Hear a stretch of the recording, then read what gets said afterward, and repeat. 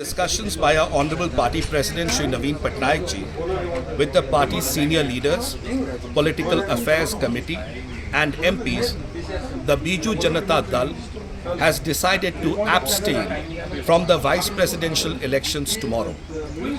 The BJD remains equidistant from both NDA and India alliances. We are focused on the development and welfare of Odisha and 4.5 crore people of Odisha.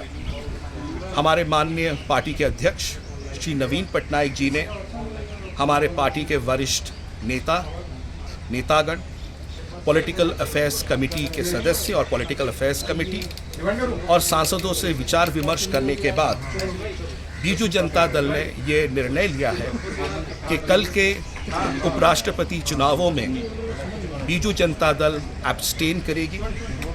Biju Janata Dal NDA और India alliance से equidistant है और हम उड़ीसा और 4.5 करोड़ उड़ीसा वासियों के विकास और उनकी प्रगति के लिए कार्यरत हैं। धन्यवाद।